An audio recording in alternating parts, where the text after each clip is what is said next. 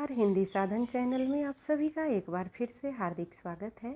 आज के इस वीडियो में जनतंत्र का जन्म कविता हम पढ़ेंगे। इस कविता के लेखक हैं रामधारी सिंह दिनकर। तो आइए कविता की पंक्तियों को पढ़ते हुए उसके संदर्भ और व्याख्या पर भी चर्चा करेंगे। पंक्ति कुछ इस प्रकार से है। सदियों की ठंडी बुझी राख सुग बुगा उठी, मीठी सोने का ताज पहन इठलाती है। दो राह समय के रथ का गरनाद सुनो, सिंहासन खाली करो कि जनता आती है। संदर्भ प्रस्तुत पदांश रामधारी सिंह दिनकर द्वारा रचित जनतंत्र का जन्म कविता से अवतरित है। प्रसंग है कि पद में कवि ने आह्वान किया है कि शासन तंत्र जनता के सुपुर्द हो। वे कहते हैं कि सदियों की दास्ता के बाद जनता के मन में स्वतंत्रता की जो चिंगारी दबी हुई थी, ब्रिटिश राजतंत्र को हटाने की सुगबुगाहटें तेज हो चली थी। व्यापार करने के बहाने वो हमारे देश में आए और हम पर शासन करने लगे। समय परिवर्तन के साथ स्वतंत्रता की आग भड़क उठी। स्वाधीन भारत गणतंत्र रचने को तैयार था।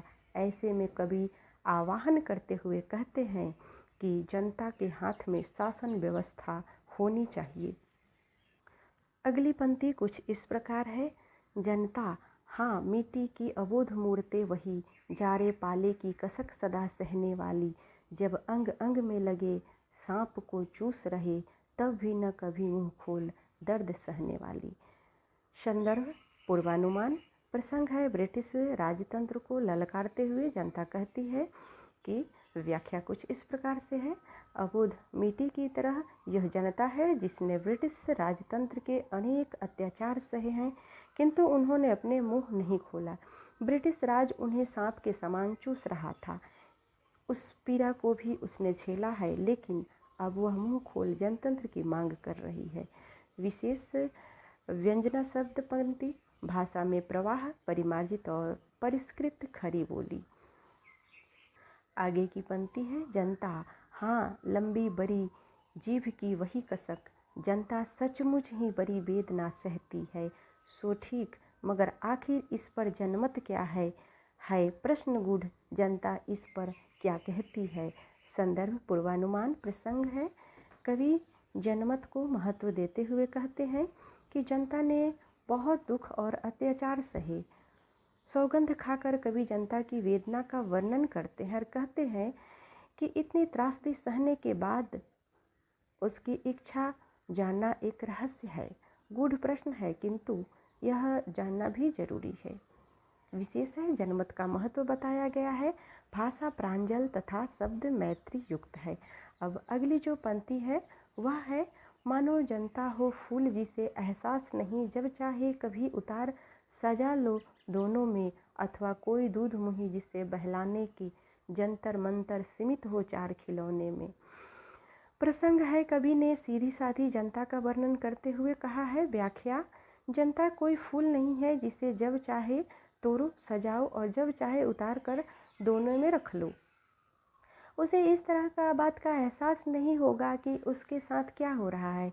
वह कोई दूध पीती बच्ची नहीं है कि जिस तरह चाहे उसे बहला लो और जब चाहे जनता के साथ खिलवाड़ करो। उसे चार खिलौने देकर नहीं बहलाया जा सकता। वह सब समझती है। विशेष शासन तंत्र पर व्यंग्योक्ति के माध्यम से प्रहार, भाषा प्रांजल और प्रवाहमयी शब्द मैत्री। अगली जो पंक्ति है। लेकिन होता भूडोल बवंडर उठते हैं, जनता जब कोपाकुल हो भ्रकुट चढ़ाती है। दो राह समय के रथ का गरनाद सुनो, सिंहासन खाली करो कि जनता आती है। संदर्भ पूर्वानुसार है। प्रसंग है जनता का धैर्य का बांध टूटता है, जिससे क्या परिवर्तन होता है इसका वर्णन करते हुए कवि कहते हैं कि जब जनता का सब्र टूटता है तो उसे क्रोध आता है, और जब क्रोध आती है तो उससे भयंकर आंधी उठती है और सारा भूमंडल हिल उठता है। जनता जब क्रोध से आकुल हो भौवें चढ़ाती है तो तूफान उठ खड़ा होता है। कवि प्रशासकों को संबोधित करते हुए कहते हैं कि हे शासकों, तुम समय की परिवर्तन को पहचानो, जनता की आवाज़ सुनो, सिंहासन खाली करो क्योंकि जनतंत्र की स्थापना होने वाली है। विशेष है भाषा परिष्कृत, प्रांजल, ओजगुण युक्त और लयात्मक है। अगली जो पंक्ति है, हुंकार के से महलों की नींद उखड़ जाती है, सांसों के बल से ताज हवा में उड़ता है। जनता की रोके राह समय में ताब कहाँ, वह जिधर चाहती काल उधर ही मुड़ता है। संदर्भ पूर्वानुसार प्रसंग संगठित जनता की शक्ति का महत्व बताते हुए कवि कहते हैं, व्याख्या इस प्रकार से है, जनता जब संगठित हो अपनी शक्ति का परिचय देती है तो उनके सामने बड़े बड़े राजमहल भी नहीं टिक पाते हैं। उनकी सांसों की तीव्रता मात्र से ही राजाओं के ताज भी हिल जाते हैं। जनता की राह रोक ले समय में भी इतनी ताकत नहीं है। जब वह चाहे संगठित हो, समय की धार परिवर्तन कर सकती है और अपने अनुरूप सत्ता परिवर्तन कर सकती है। विशेष भाषा सहज और सरल, ओजगुण लोकतंत्र की शक्ति का महत्व दर्शाया गया है। अगली जो पंक्ति है, अब 2 शताब्दियों सहस्त्राब्दी का अंधकार बीता गवाक्ष अंबर के दहके जाते हैं, यह और नहीं कोई जनता के स्वप्न अजय चीरते तिमिर का वक्ष उमड़ते जाते हैं। संदर्भ पूर्वानुसार प्रसंग जनता अपने स्वप्नों को कैसे साकार करेगी उसका वर्णन कवि करते हुए कहते हैं, व्याख्या कुछ इस प्रकार से है, हजारों सैकड़ों वर्षों का अंधकार अब समाप्त होने वाला है। आसमान की खिड़कियां भी जनता की प्रखरता से रोशनी से ढक उठी है। गुलामी का जो अंधेरा छटने वाला है उसे मिटाने का स्वप्न जनता का ही है और किसी का नहीं है। विशेष भाषा में प्रवाह, तत्सम शब्दावली, जनतंत्र की भावना का वर्णन। अगली जो पंक्ति है, सबसे विराट जनतंत्र जगत का आ पहुँचा, 33 कोटि हित सिंहासन तैयार करो, अभिषेक आज राजा का नहीं प्रजा का है, 33 कोटि जनता के सिर पर मुकुट धरो। संदर्भ पूर्वानुसार प्रसंग भारत के विराट जनतंत्र का आवाहन करते हुए कवि कहते हैं, व्याख्या कुछ इस प्रकार से है, भारत में गणतंत्र की स्थापना की भावना विकसित हो चुकी है और जनता अपना शासक स्वयं चुनने वाली है। आज किसी राजा का नहीं, प्रजा का राज्याभिषेक होने वाला है, क्योंकि वह अपने प्रतिनिधित्व का चुनाव करने वाली है। भारत की 33 करोड़ जनता आज अपना स्वप्न पूर्ण करने वाली है। जब यह कवि इस काव्य की रचना किए थे उस समय भारत देश की आबादी थी वो 33 करोड़ थी। विशेष अनुप्रास अलंकार, ओजगुण, भाषा प्रांजल और प्रवाह युक्त है। आइए अब अगले पंक्ति की तरफ आगे बढ़ते हैं। आरती लिए तू किसे ढूंढता है मूर्ख, मंदिरों राजप्रसादों में तहखानों में, देवता कहीं सड़कों पर गिट्टी तोड़ रहे, देवता मिलेंगे खेतों में खलिहानों में। संदर्भ पूर्वानुसार प्रसंग जनता को ईश्वर का प्रतिनिधित्व मानते हुए कवि कहते हैं, व्याख्या इस प्रकार से है, जिसे तुम आरती की थाल सजाए ढूंढ रही हो, तुम अज्ञानी और मूर्ख हो, क्योंकि वह ईश्वर मंदिरों महलों और तहखानों में नहीं मिलेगा।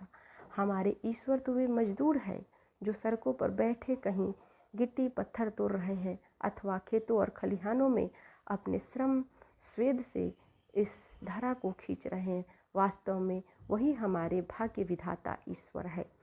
विशेष समाज के विकास में मजदूरों का महत्व, प्रवाहमयी भाषा, लयात्मकता। अगली जो पंक्ति है, फावरे और हलराज दंड बनने को है, घुसरता सोने से श्रृंगार सजाती है, दो राह समय के रथ का घरनाद सुनो, सिंहासन खाली करो की जनता आती है। संदर्भ पूर्वानुसार प्रसंग मजदूरों के श्रम के महत्व का वर्णन किया गया है। व्याख्या कुछ इस प्रकार से है, कवि कहते हैं कि अब वह समय आ गया है कि सोने की चमक अब फीकी पड़ जाएगी, राज्य का श्रृंगार अब मेहनत और मजदूरों के परिश्रम से होगा, फावरे और हल का महत्व बढ़ जाएगा, समय परिवर्तित हो चुका है, उसकी पुकार सुनो और रास्ता दो, क्योंकि सिंहासन पर अब जनतंत्र का आधिपत्य होगा। विशेष मजदूरों के श्रम का महत्व, जनतंत्र की स्थापना पर बल दिया गया है। अनुप्रास अलंकार ओज गुण तथा भाषा प्रवाहमयी है। तो आज के इस वीडियो में हमने रामधारी सिंह दिनकर की कविता सिंहासन खाली करो कि जनता आती है, इसको हमने काव्य के भावार्थ के साथ साथ संदर्भ पर भी प्रकाश डाला है। मुझे उम्मीद है कि यह वीडियो आपको पसंद आएगी। वीडियो देखने के लिए सभी को बहुत बहुत धन्यवाद।